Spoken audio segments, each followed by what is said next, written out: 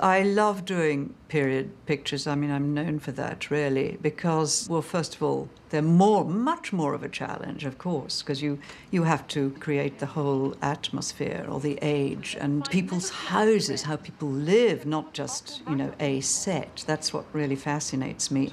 I do my research if it needs to be done, and then I colour and conceptualise the films, the mood, the colours, and I run through most of the scenes working from script.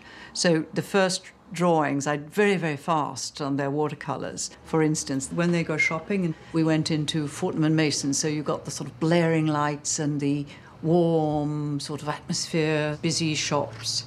Oh, yes. Oh, thank you very good. I'm glad. And here is inside the Wilcox house when Margaret visits Mrs. Wilcox. And I tried to get that claustrophobic Edwardian opulence, really. Miss Schlegel, how kind of you to call. I've wanted to for ever so long. This is Leonard's wretched dwelling. It was very cramped, poverty-struck, dark colours, dark reds. We went to one of the last streets left in London, ancient Victorian streets, Market Street, Borough, near Borough Market. That was the exterior, and the trains will run about 6 inches away from the window. So this is what happened in the scene.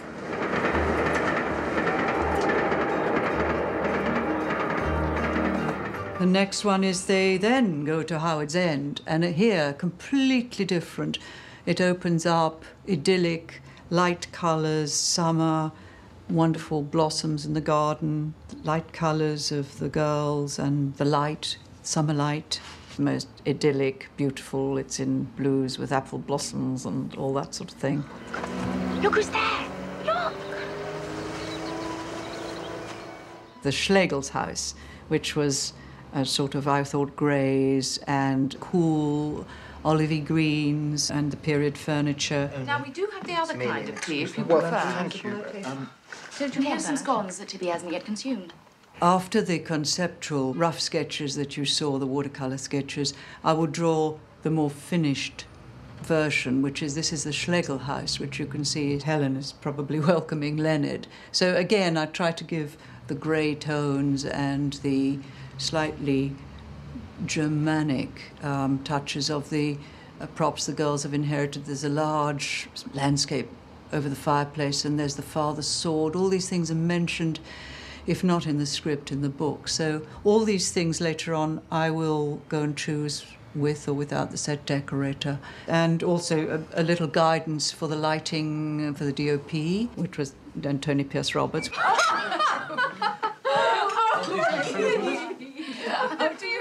Mr. Wilcox, do Miss Schlegel, pray forgive us. Calling so unexpectedly.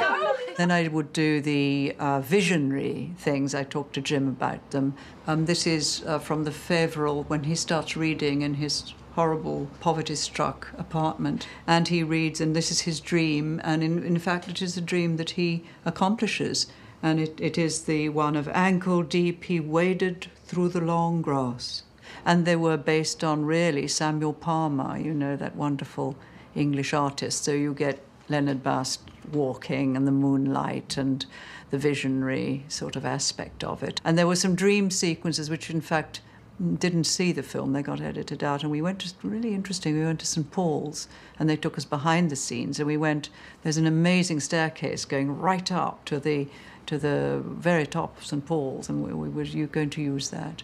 And it was Helen running down this amazingly wonderful circular staircase with the light pouring down. Here is Helen rushing down in this extraordinary erotic dream that he has. Little by little, I do less and less drawing because I realise that it is better to find the right chair rather than draw it and then have to try and find the right chair. However, I did do drawings for it. I start then thinking about locations and going around looking at things with a location manager, sometimes on my own, because I love doing that.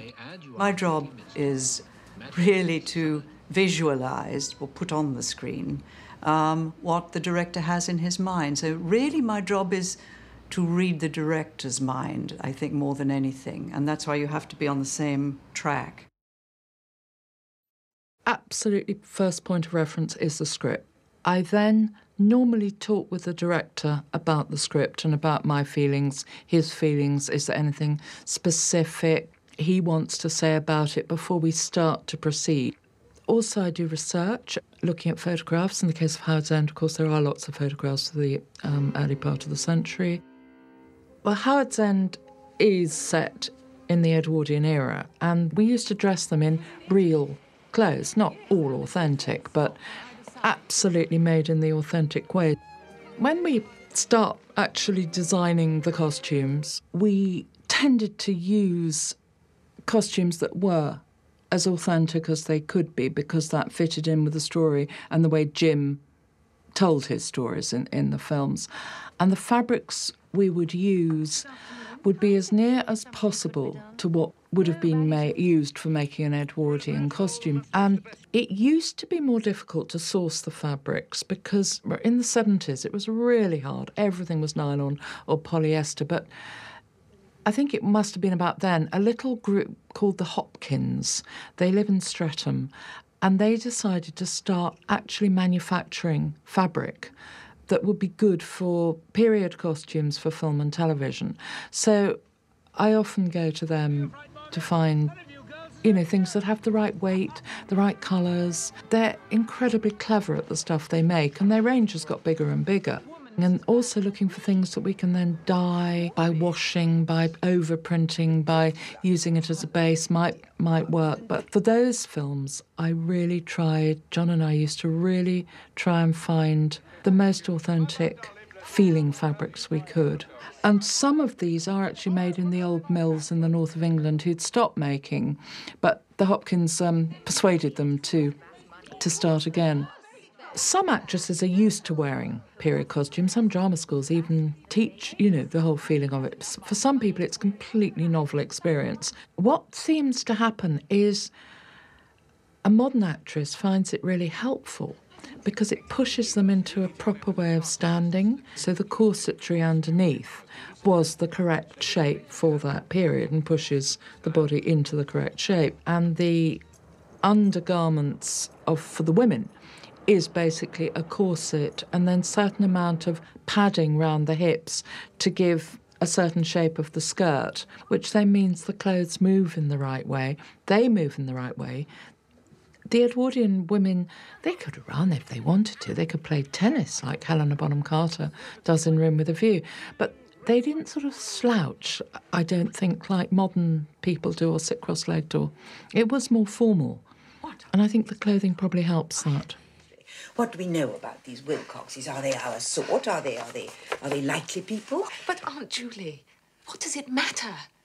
Helen's in love. Howard's End seems to be one that a huge amount of my friends think, oh, I loved Howard's End. We had no idea that was going to hit the moment and be such a popular film. It's really nice to work on something that gives someone else pleasure. None of us ever know whether a film's going to be a success or not, and I think that's part of the magic of the film industry, because you know it's going to be good or bad. You can tell that right away, or I can, but you never know whether it's going to hit the jackpot.